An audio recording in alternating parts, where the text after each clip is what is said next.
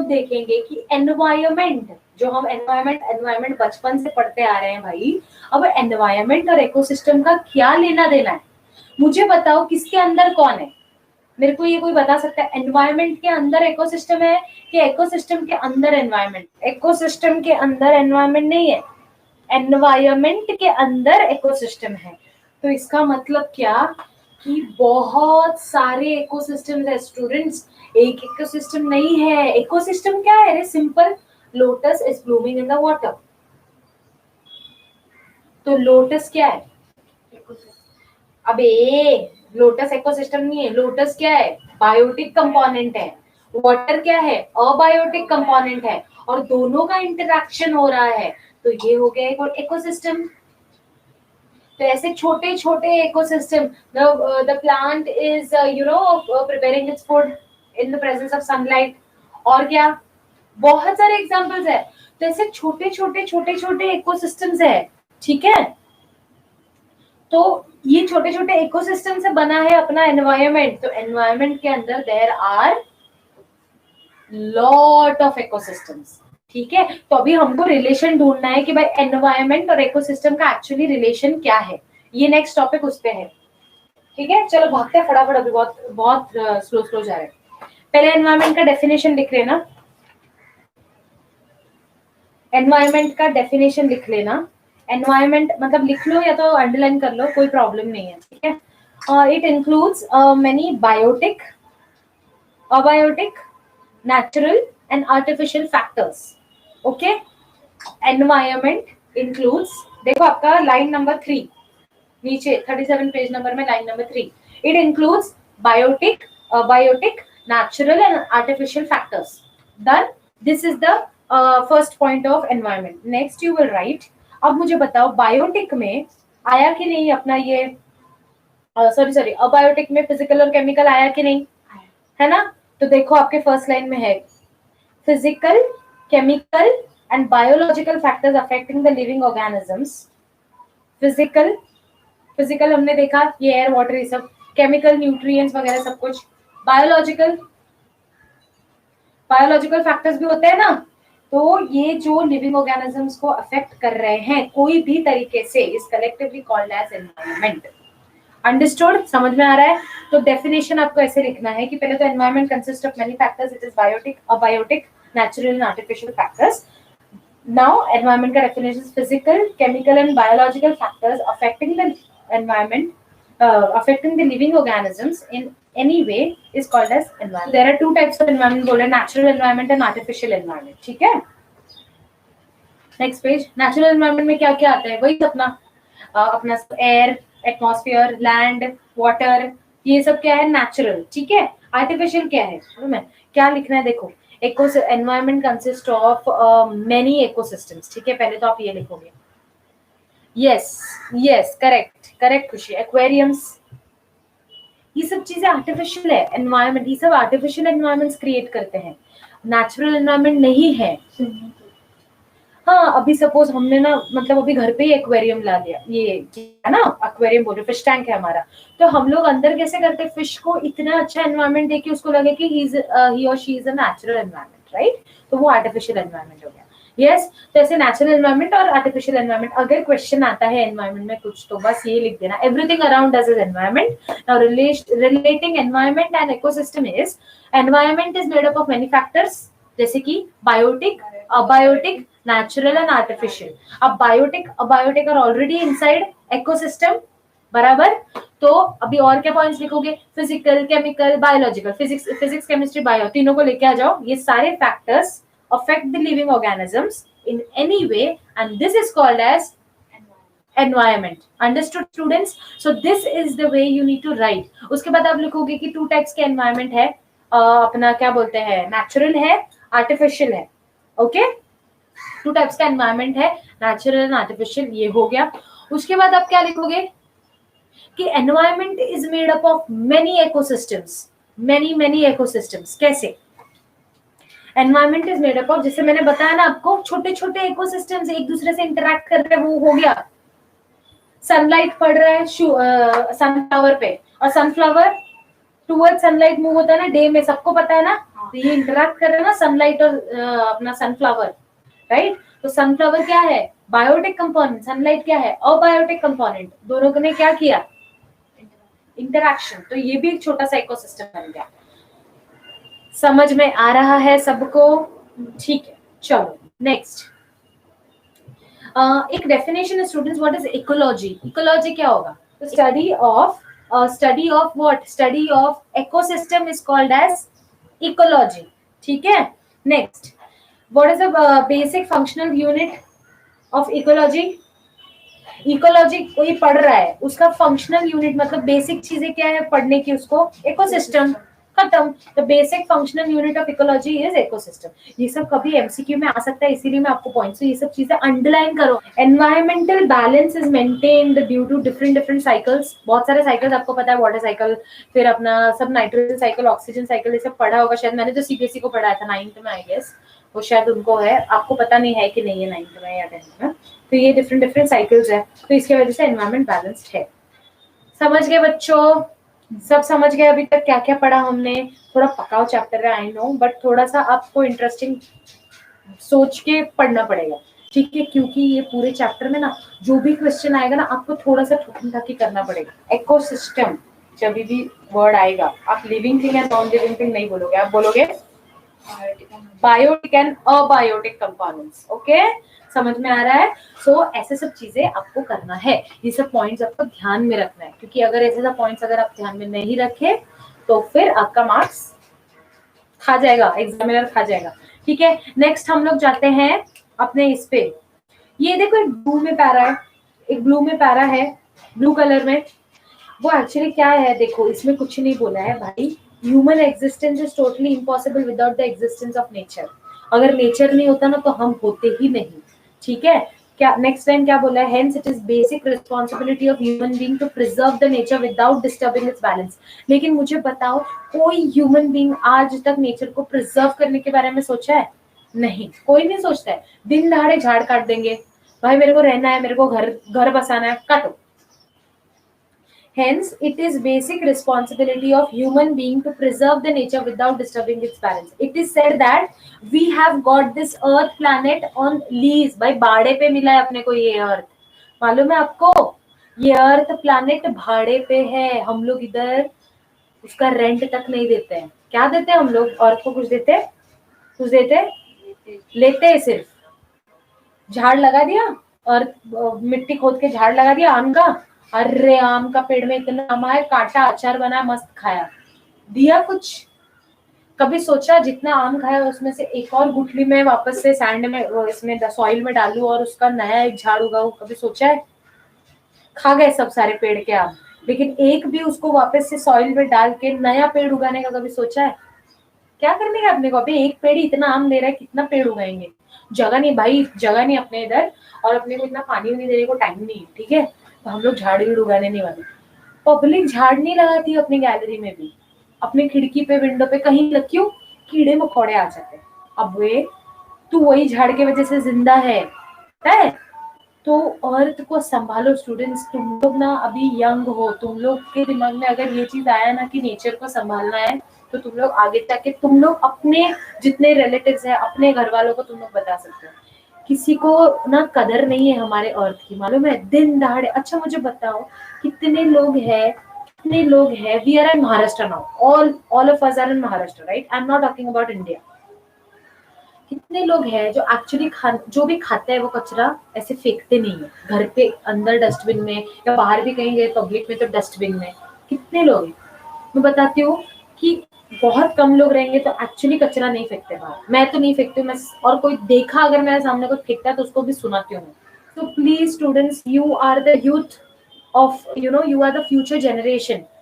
So I request you everyone, please take care of your house. घर का तो देते ही हो ध्यान, क्योंकि घर को सब साफ सुथरा चाहिए हमको, ऐसा गंदे घर में हम रहेंगे नहीं। तो अपने घर के बाहर भी थोड़ा झांक के देखो, और कोई सामने वाला भी कचरा डालता है ना उसको बोलो, प्यार से बोलो। प्यार से नहीं सुनना तो गाली दो। गाली तो मतलब गाली नहीं देना, अच्छे से। आपको समझ में नहीं आ रहा है क्या, कचरा क्यों कर रहे हो, ऐसे बोलो, ठीक है? लेकिन बोलो, this is very wrong, you should take care of the earth. तो वही बोला कि we have got this earth on lease, भाड़े पे मिला है हमको ये अर्थ भाड़े पे मिला है। ओके, कौन कौन दिया हमको भाड़े पे? From our future generation. जो हमारे फ्यूचर जनरेशन आने वाले हैं ना हमारे बाद, और 10 साल बाद कुछ नए लोग बॉर्न होंगे, वो लोग आने वाले हैं, तो उनके लिए अर्थ रखना है कि नहीं भाई? रखना है ना। तो फिर ऐसा सोचो कि ये हमको भाड़े पे मिला है, हम जीने वाले 50-60 साल, बाद में मर के पता नहीं कहाँ निकल जाएंगे, नए लोग आने वाले, उनके लिए रखो। अगर हम अभी से बर्बाद करेंगे तो पता नहीं क्या होएगा। Hence we should not forget to conserve it for ourselves and for our future generations. You should always remember this. खुद का मत सोचो। ओके, now next is अपना environmental conservation. कंजर्वेशन कैसे करना है? कंजर्वेशन मतलब उसको बचाने का। कैसे बचाने का? सिंपल है, पॉल्यूशन कुछ मत करो, कंटामिनेशन हो रहा है उसको रोक दो। वाटर पोल्यूशन में बहुत सारे water pollution, air pollution, noise pollution, बहुत सारे। अभी प्लास्टिक्स का कंट्रोल करो, सबसे बड़ा टॉपिक। प्लास्टिक को कंट्रोल करो मतलब बहुत हर चीज प्लास्टिक है तो उसको ऐसे खुले में फेंको मत, क्योंकि वो हर जगह जाके चोक हो जाता है और बारिश में नदी बहती रहती है हमारे घर के आगे, जिसमें कॉकरोच तैरते रहते हैं, इंसेक्ट्स घूमते रहते हैं, क्योंकि उनको तो इतना सारा मिल गया ना खाना यार, वो लोग तो खाएंगे अभी। तो प्लास्टिक्स कहीं भी इधर उधर मत फेंको, उसको प्रॉपर एक जगह पे रखो, कचरा वाला लेके जाएगा, उसको डिकम्पोज किया जाएगा। क्योंकि और घर पे आप ज्यादा से ज्यादा चीजें रिसाइकिल करो। अभी मेरे घर पे बहुत सारे झाड़ है, तो हम लोग जितने ऑर्गेनिक चीजें हैं ना, जैसे कि बनाना का जो पील्स है, छिलका है, बनाना का छिलका, जो हम लोग वेजिटेबल्स कट करते हैं उसका छिलका है, हम लोग फेंकते नहीं है। क्या करते हैं, बहुत सारे झाड़ है ना, तो हर एक जो फ्लावर पॉट है हमारा, हम लोग उसको थोड़ा सा खोदते हैं और उसमें डाल देते हैं। तो क्या हो गया, उससे हमारा झाड़ भी अच्छा हो, क्योंकि उसको न्यूट्रिएंट्स मिल रहा है उस ऑर्गेनिक से, अंदर है सब इंसेक्ट्स है वो डिकम्पोज करते हैं, है ना, उसको भी न्यूट्रिएंट्स मिला और कचरा भी नहीं गया। यस, तो वो होममेड फर्टिलाइजर हो गया हमारा, राइट ओमकार, होममेड फर्टिलाइजर हो गया। हमको खरीदने की जरूरत, हमको केमिकल्स नहीं देना है, हमको अपने झाड़ को केमिकल्स नहीं देना है। And in Mumbai there is no place to grow your own crops, or you can say खुद का कुछ खेती बाड़ी करने को भी जगह नहीं है, इधर रहने को जगह नहीं है भाई, यहाँ रहने के लिए भी जगह नहीं है। यहाँ इतनी सी जगह का कीमत है ना, 10 से 20 हजार होता है, इतनी सी जगह, एक पैर भी नहीं टिकेगा उसमें, ऐसा एक पैर पे खड़े रहना पड़ेगा, मालूम है। तो यहाँ पे तो पॉसिबल नहीं है, but you all are in very good place, जहाँ पे बहुत स्पेस है, वहाँ पे कंजस्टेड नहीं है, वहाँ पे जगह है लोगों को रहने के लिए। सो आई रिक्वेस्ट यू एवरीवन कि अपने घर के आसपास एक पेड़ लगाया करो। वो जो एक पेड़ आप लगाओगे ना, बस यही आप याद रखना कि यही आप अपना भाड़ा दे रहे हो अर्थ को। घर का भाड़ा देते हो अगर रेंट पे हो तो हम लोग यही भाड़ा तेरे लिए अर्थ, जो अगर हमने 1000 झाड़ किसी ने काटा होगा, मैंने तेरे लिए एक झाड़ लगाया। तो ऐसे करके हम लोग पोल्यूशन को कंट्रोल करेंगे, एनवायरनमेंट को कंजर्व करेंगे। You can read this para on page number 39। Okay, ये आप रीड करोगे और मैं अभी यहाँ पे बताती हूँ कि क्या क्या एनवायरमेंटल प्रॉब्लम्स है। एनवायरमेंटल प्रॉब्लम्स क्या क्या है स्टूडेंट्स? पॉपुलेशन एक्सप्लोजन, है ना। At present, many environmental problems have been arisen due to the effect of various natural and artificial factors on the earth. Mark this. ये आपके है, अच्छा नीचे ये 38 पे है, factors affecting environment, natural factors, man-made factors. Natural factors में क्या क्या आएंगे जो environment को affect करता है? सारी natural calamities, earthquake, tsunami, flood, volcanoes, फिर फॉरेस्ट फायर, एवरीथिंग, वो सब लिख डाला उधर, ठीक है। फिर मैनमेड फैक्टर्स में क्या क्या आएंगे? डिफॉरेस्टेशन है ही, और क्या? पोल्यूशन है, और क्या है? मैनमेड फैक्टर्स में और क्या क्या आएंगे? Hunting, fishing, poaching. पोचिंग पता है क्या है? POACHING। पोचिंग मतलब एनिमल को मारो, उसका कोई भी पार्ट बेचो। पेज नंबर 39 पे यहाँ पे फैक्टर्स दिए गए हैं, आपको एक डेफिनेशन है एनवायरमेंटल पोल्यूशन का, line 3 top para. unnecessary and unacceptable change in the surrounding environment, ठीक है। एनवायरमेंटल पोल्यूशन का डेफिनेशन अगर आई है Sakshi, very good, over population, industrialization, ये सब सारे फैक्टर्स है। आप क्या डेफिनेशन लिखोगे? अननेसेसरी मतलब जरूरत नहीं है तो भी, अनएक्सेप्टेबल मतलब जो कर रहे हैं वो हम एक्सेप्ट भी नहीं कर सकते, इतना खराब है वो। Unacceptable change in the surrounding environment due to what? Due to natural events or human activities is called as environmental pollution. Cool? तो ये आपका हो गया definition of environmental pollution. आपको बोला जा सकता है कि what are the reasons of environmental pollution? Reasons are population explosion. भाई जो population बढ़ रहा है अपने इंडिया का, पता नहीं किसको टक्कर देने वाला है, तो population explosion, ठीक है। Fast industrialization, इतने इंडस्ट्रीज बन चुके हैं अभी, इतने इंडस्ट्रीज बनाएंगे तो क्या होगा, इतना केमिकल्स निकल रहा है इंडस्ट्रीज से, तो फिर तो पॉल्यूशन होना ही है। Indiscriminate use of natural resources, भर भर के नेचुरल रिसोर्सेज यूज करें, लिमिट ही नहीं है, सोचना ही नहीं है कि थोड़ा सा रख देते हैं, कोल से लेके सब कुछ खोद के निकाल के नेचुरल रिसोर्सेज का पूरा वाट लगा के रखा है। Indiscriminate use of natural resources. Deforestation, इसको तो बोलो ही मत भाई, झाड़ देखने नहीं मिलेगा तुमको, अब कुछ साल रुक जाओ, झाड़ तुमको दिखेंगे ही नहीं, इतने कम हो जाएंगे। एक्सेप्ट सम ग्रीनरी एरियाज जहाँ पे इतना पॉपुलेशन नहीं है, वहां पे झाड़ दिखेंगे। Unplanned urbanisation, now urban means city, rural means गांव। अनप्लैन्ड अर्बनाइजेशन मतलब कुछ प्लानिंग नहीं है, घर खड़ा कर दिया, एक एरिया में बहुत सारा झाड़ है, लोग आए, हमको चाहिए भाई, हमको इधर रहना, सब झाड़ काट दिया, वहां पे घर बना दिया, खत्म। तो this is not planning. Planning is कि हाँ ठीक है, if this area contains a lot of trees, we will not plant trees in that area, we will not construct houses in that area, we will move on to another area. ये कोई नहीं करता ना, सब खुद के दम पे, दम महाराज लोग है सब यहाँ पे। तो ऐसा बहुत जगह पे, आप कहीं पे भी देखो अनप्लान्ड अर्बनाइजेशन है हर जगह। सो यही सब रिस्पॉन्सिबल है। तो क्या हो रहा है, कहीं पे भी कर दिया, झोपड़पट्टी हो गया, वहां पे क्लीनलीनेस नहीं रहेगा, कचरा रहेगा, पॉपुलेशन तो छोड़ो खतरनाक, और ऊपर से कुछ भी नहीं रहेगा, उधर पानी नहीं आता रहेगा, जो पानी आएगा उसको भी इतना पोल्यूशन, वो पानी में भी पूछो मत।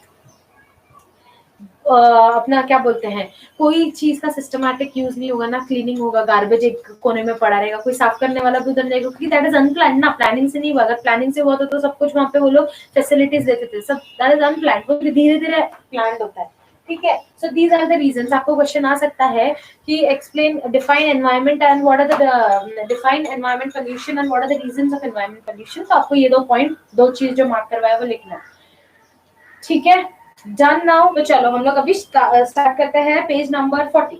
वहां पे आपको दिया गया है radioactive pollution. Students, radio active pollution क्या है पता है आपको? पता है रेडिएशंस निकलता है। रेडिएशंस कहाँ से निकलता है बताओ? सन से। बोला है radioactive pollution occurs in two ways, एक है नेचुरल और एक है आर्टिफिशियल। नेचुरल रेडिएशन क्या है?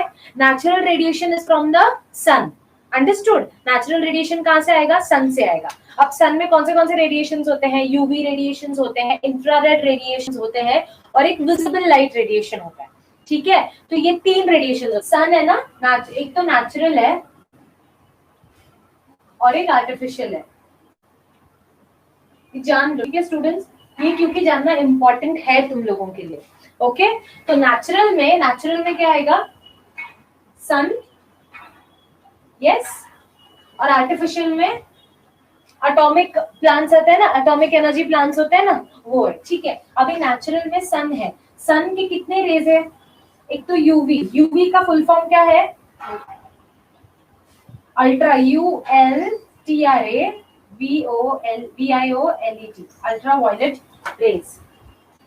तो नेचुरल से क्या होता है? सन जो है ना एक्चुअली लाइट भी देता है, बट बहुत सारे रेडिएशंस भी देता है। तो उसमें कौन से रेडिएशंस आते हैं? यूवी रेडिएशंस, IR, एंड एक विजिबल लाइट होता है, visible light. IR is infrared, INFRARED, infrared, okay. तो अभी बताओ ये तीनों में से हार्मफुल कौन से होंगे? दो ही, यूवी एंड इंफ्रारेड। पता है ना, ज्यादा सन में अगर हम लोग बीच वगैरह पे जाते हैं, बीचेस वगैरह पे जाते हैं, और मतलब इतना अगर खुला भी है ना, और इतना टाइम अगर बीच पे आप बैठे और सन का रेस कंटिन्यूअसली लगा है, तो सन बर्न हो जाता है पूरे। आपने देखा फॉरेनर्स आते हैं अपने इंडिया में, धूप में थोड़ा घूमे रहते हैं, उनको देखा कभी लाल लाल टमाटर जैसे घूमते हैं, क्यों? क्योंकि their skin is not adaptable to the sunlight. इतना सन उनके कंट्री पे होता ही नहीं है, मतलब उनके यहाँ पे ठंडी चलती है ज्यादा, तो धूप उनको बहुत कम मिलता है, ठीक है। अपने इधर कैसे बारिश बहुत कम होता है, धूप ज्यादा रहता है ना, डिवाइडेड है एक्चुअली, इक्वली डिवाइडेड है, बट हमारे यहाँ पे ना ज्यादा ठंडी होती है, हमारे यहाँ पे ज्यादा गर्मी होती है, महाराष्ट्र में तो स्पेशली गर्मी ज्यादा होती है और बारिश भी हो जाती है, जैसे मुंबई में तो बहुत बारिश होती है। तो ऐसे वहां पे ना सिर्फ ठंडी ही होती है, तो they are not use to, मतलब इतना सन उनको झेलते नहीं होता है, तो इतना जो गर्मी भी ना वो लोग झेल नहीं पाते, तो उनका स्किन में पूरा सनबर्न होके रेडिश हो जाता है पूरा स्किन। तो इसीलिए that is that is due to that UV radiation. Sunscreen लगाते हैं, पता है हम लोग सनस्क्रीन लगाते हैं इसीलिए ताकि हम लोग यूवी रेडिएशन से बचें। This UV radiation are very harmful, इससे कैंसर होता है, ज्यादा अगर हो गया स्किन में, स्किन कैंसर हो जाता है। इसीलिए बोला जाता है कि सनस्क्रीन लगा के घर से निकलना चाहिए, लेकिन लगाता कौन है, कौन लगाता है ना। तो ये है। आप आर्टिफिशियल में क्या होता है, आर्टिफिशियल में सारे जो अपने एटॉमिक एनर्जी प्लांट्स है, पता है एटॉमिक एनर्जी प्लांट्स में वहां पे भी रेडिएशंस बनते हैं, लेकिन वो क्या ऐसे रेडिएशंस छोड़ते हैं कि नहीं, अगर वहां पे कुछ गड़बड़ हो गया, वो फैक्ट्री में ब्लास्ट हो गया, कुछ रिएक्शन हो गया, कुछ हो गया, तो ब्लास्ट होके कहीं कुछ मिसहैप्स हो जाता है एंड देन वो रेडिएशंस रिलीज करता है। तो आपके वहां पे ना पैरा में 3 दिया है, शर्नोबिल और विंडस्केल एंड 3 माइल्स आइलैंड, ये 3 मिसहैप्स हुए थे। किससे, आर्टिफिशियल का लेके। आर्टिफिशियल जो है, नेचुरल और आर्टिफिशियल दो तरीके, यहाँ से क्या होता है रेडिएशंस आते हैं। नेचुरल में से कौन देता है, सन देता है, आर्टिफिशियल में से ये सारे एटॉमिक एनर्जी प्लांट्स रहते हैं ना वो। तो ऐसा मिसहैप्स हुआ है, 3 दिया है टेक्स्ट बुक में, मार्क करो। अपना क्या बोलते हैं, एक तो एक्सरेज जो हम लोग हड्डी विड्डी टूटा है, कुछ मोह चाहिए तो एक्सरेज निकालते हैं, वो एक है artificial radiation. Second is radiation from atomic energy plants, ठीक है। तो इसके 2 है, अंडरस्टूड, एक एक्सरे है और ये एटॉमिक एनर्जी प्लांट से है। तो 3 मिसहैप्स दिया गया है, Chernobyl, Windscale and 3 miles island, ये 3 मिसहैप्स हुए थे। May be asked in MCQs में ही आपको क्वेश्चन आ सकता है कि what are the effects of radiation. आपका आंसर इधर है, what are the effects of radiation, आपका आंसर इधर है। 4 पॉइंट्स है ना। Cancerous ulceration occurs due to higher radiation of X-rays, जो कंटिन्यूअसली एक्सरे करते हैं या जो भी है उनके बॉडी को एक्सरे का रेडिएशन लग रहा है, क्या होता है अल्सर, पता है किस, छाला पता है, मुंह में कभी कभी छाला आता है, पता है कभी लिप्स के पीछे छाला आता है, वैसे ही छाला सब बॉडी में हो जाता है, आपका स्किन निकल जाता है पूरा ऐसे, और अंदर का पूरा दिख रहा है कि वो कैंसर फैल रहा है, ठीक है, वो एक।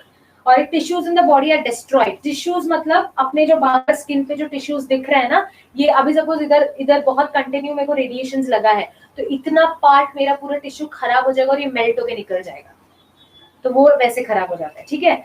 जेनेटिक चेंजेस, जेनेटिक चेंजेस मतलब रेडिएशन हो गया, सपोज एक एटॉमिक एनर्जी जो प्लांट है वो फूट गया, ठीक है, उसके आसपास बड़ा फॉरेस्ट था, बहुत सारे एनिमल्स थे, और वहां पे कि वो इतने, पता है ना कि वो बहुत दर्दनाक होता है, पता है ना, मतलब पूरा ब्लास्ट हो जाता है, तो उनका क्या हो जाता है, वो लोगों की बॉडी में कुछ हार्मोनल चेंजेस हो जाते हैं, कुछ डीएनए में चेंज हो जाता है, कुछ टिश्यूज सेल्स में चेंजेस हो जाते हैं, तो वो एनिमल्स का ना या तो फीचर चेंज हो जाएगा, या तो फीचर थोबड़ा वोबड़ा ऐसे टेढ़ा मेढ़ा हो जाता है, कुछ तो हो जाता है, हाथ पैर ऐसे हो जाते हैं, एकदम कुछ अजीब सा हो जाता है, ठीक है। तो अब क्या होता है, वो लोग जब रिप्रोड्यूस करते हैं ना, तो उनके बच्चे में भी फिर वो कहीं ना कहीं वो डीएनए, वो हार्मोन्स, वो जेनेटिक वो आ जाता है, तो ऐसे होता है स्टूडेंट्स। तो क्या हो जाता है, जेनेटिक चेंजेस आकर, मतलब अगर कोई एक स्पीशीज था, एक जंगल था बाजू में, उनके एनिमल सारे खराब हो गए, उनको कुछ कुछ हो गया यार, वो रेडिएशन की वजह से कुछ बीमारियां हो गई, कुछ स्किन प्रॉब्लम हो गया, मूवी कुछ हो गया, तो वो सारे जितने ना हार्मोन्स है ना, डीएनए, वो अपने बच्चे पे ट्रांसफर हो जाता है और फिर वो जेनेटिक चेंजेस होता है, समझ में आया। Next, vision is adversely affected, vision affected, चाहे वो ह्यूमन बीइंग हो चाहे वो एनिमल्स हो, अगर कोई पास में है, रेडिएशंस लगा है, तो विजन में बहुत प्रॉब्लम हो जाता है। Now next is need of environmental conservation. Students, ये सबको पता है कि हमको एनवायरमेंट को कंजर्व करना है, सबको पता है, लेकिन क्या करना है, क्या करना है वो पता है। कल ही भाषण दिया था परसों, तो झाड़ पेड़ लगाओ, तो ये सब चीजें ना, अगर सपोज हमको, अगर बच्चों को स्कूल टाइम से पढ़ाया जाता है कि आपको करना क्या है, तो एनवायरमेंटल कंजर्व नहीं हो सकता है, हो सकता है ना, है ना, हो सकता है। तो बस वही बोला है, क्या देखो, फर्स्ट बोला है general public is not aware about the rules, इस पे भी एक क्वेश्चन आता है, एनवायरमेंटल कंजर्वेशन पे, इस पे भी क्वेश्चन आता है, what are the steps or how to how you will conserve the environment, तो ठोकना है बस, ठीक है, ठोकना है, क्या लिखना है? हाँ, वो आता ही है, आपके साथ एक्सरसाइज में भी क्वेश्चन है।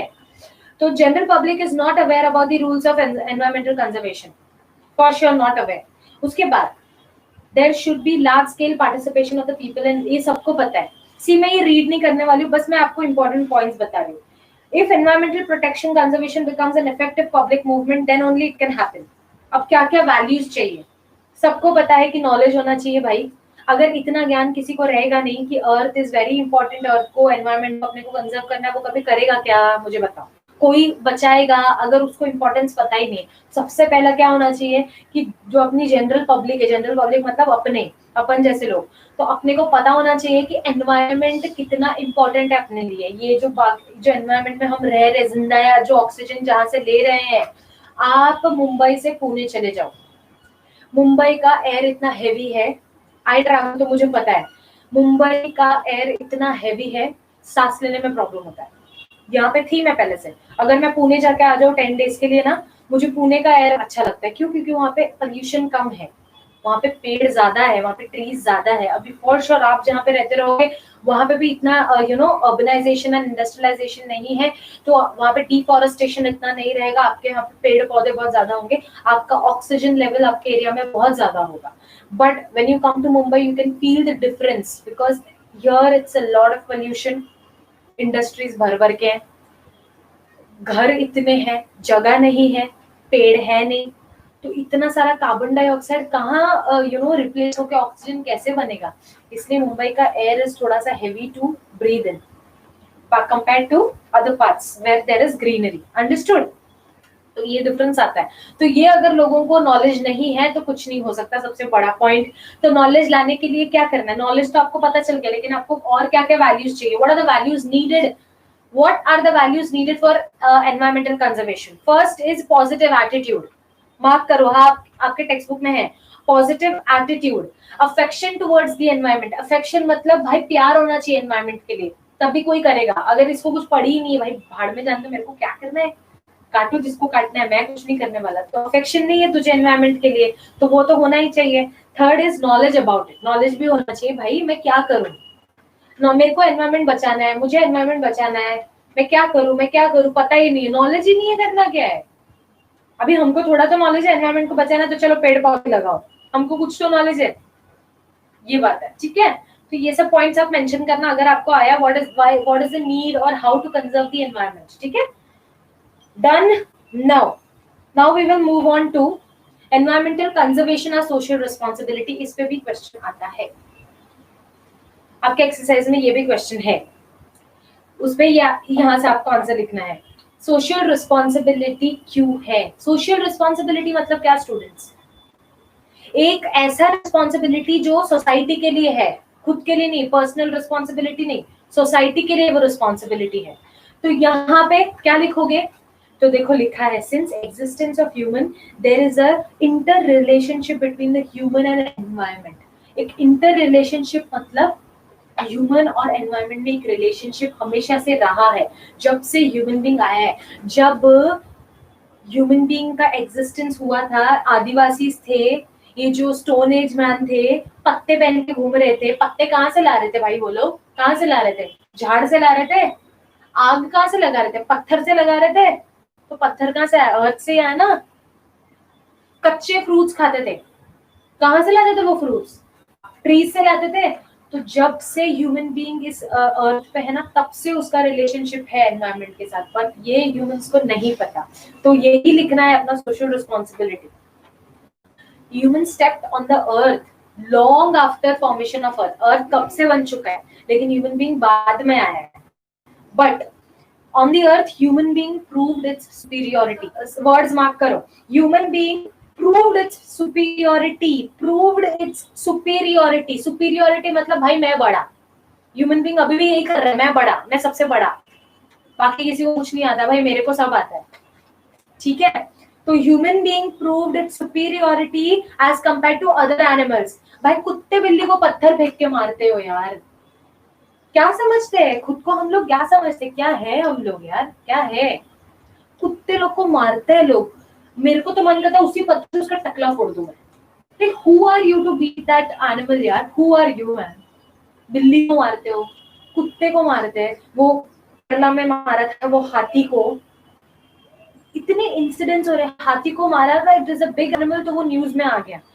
तुम लोग कभी अपने सोसाइटी में चेक किए हो स्टूडेंट्स, कुत्ता भौंकता है ना, इनके कान में चुभता है, इनको बहुत दर्द होता है, खुद भौंकते रहते दिन भर, भौंक भौंक के औरत के कान को चुभा रहे इतने साल से। इन कुत्ता भौंक दिया 5 मिनट, इनको सहन नहीं हुआ, पत्थर पत्थर फेंक के मारते हैं कि नहीं, बोलो मेरे को, अगर मैं झूठ बोल रही हूँ तो बोलो। डंडे से मारते, अरे who are you, human being ना फ्रॉम द स्टार्ट एक सुपीरियोरिटी लेवल दिखाता है सभी एनिमल्स को, किसी को भी दिन दहाड़े मारेंगे, कुछ भी करेंगे, जो चाहिए खाएंगे। अरे हु आर यू मैन, वो भी एक प्राणी है, उसमें भी लाइफ है, हम में जैसे लाइफ है। पता नहीं नेक्स्ट जन्म में साला हम ही कुत्ते बन गए तो हमको कोई मारा तो क्या करेंगे? यस मारते हैं यार, and I feel very bad for such people man. उनको समझता नहीं है, वो उसको ऐसे हटाओ, आपको नहीं है, आपको नहीं पसंद, वो चिल्ला रहा है, हटा दो, पत्थर से मारते और पीछे तक जाते हैं उसके मारने के लिए। तो ऐसे लोगों को ना तुम लोग जाके बोलने का, भाई साहब आप बैठ जाओ, मत मारो उसको, नहीं तो आपको हम मारेंगे। चलो नेक्स्ट। तो एक चीज तो ये किया कि ह्यूमन बीइंग ने हमेशा सुपीरियोरिटी दिखाया टू अदर एनिमल्स, ठीक है। उसके बाद क्या किया उन्होंने, क्यों क्यों किया? क्योंकि उनको पता था कि उनके पास क्या है, दे आर इंटेलिजेंट। देखो टर्म्स है यहाँ पे, they have intelligence, they have memory, they have imaginary ability, these are the words in your text book, mark it, I won't remind it, mark कर। ह्यूमन एस्टैब्लिश्ड डोमिनेशन, डोमिनेट किया सबको, okay. Utilized all the natural resources, coal, petroleum, diesel, ये सब कहां से मिलता है, हमारे नेचुरल रिसोर्सेस है अर्थ के, सब ले लिया। अब it kept scratching from the nature, अभी भी स्क्रैच किए जा रहा है नेचर से, उसको और पता नहीं क्या क्या चाहिए सबको, ठीक है। उसके बाद क्या, from this entire scenario we can understand that human has crucial role in maintaining the environment balance. पहले अपने को कोसना है, ह्यूमन बीइंग को कोसना है, भाई उसने क्या क्या किया है अभी तक। एक बार तुम्हारा वो हो गया, तो since human being is playing a so important role in environment balance, so he is the only one who can conserve the environment, so this is our social responsibility। ऐसे आंसर लिखना है, समझ में आया? पहले अपने को बोलना है कि भाई हम कितने घान आदमी लोग हैं, हम कितने घान प्राणी हैं, we are the worst animals, है ना। क्या क्या करते हैं हम लोग, सुपीरियोरिटी दिखाते हैं सारे एनिमल्स। बोलो चलो पॉइंट तुम लोग बोलो, चलो सबसे पहला पॉइंट क्या बोलोगे, कि जब से ह्यूमन का एग्जिस्टेंस हुआ है अर्थ पे, तब से एक there is a inter relationship between human beings and environment, but these human beings always showed superiority than other animals। superiority मतलब मैं बड़ा भाई, मैं सबका बाप, तुम कुछ नहीं हो, ठीक है। always showed domination। उसके बाद क्या और पॉइंट्स है, क्यों, व्हाई, क्या क्या पॉइंट्स है, क्योंकि human beings are intelligence, they have memory, they have visible quality, तो ये सब के, हाँ सब इमेजिनेशन एबिलिटी है, तो ये सब प्रॉब्लम, ये सब ना यू नो कैरेक्टरिस्टिक्स के वजह से वो इतना उड़ रहे थे। और उसके बाद क्या, नेचुरल रिसोर्सेज सब कुछ ले लिया, they are still snatching from the nature, तो ये सब पॉइंट्स आपको लिखना है। फिर उसके बाद कंक्लूड करना है कि yes, now we can understand that human plays a crucial role। now if human has disturbed the environment ka balance, then he only can balance it again, or he only can maintain it again। देखो लिखा है यहाँ पे, if human has disturbed the environmental balance, then human itself only can conserve and improve the quality of nature। समझ में आया? yes, done everyone, understood कैसे answers लिखना है?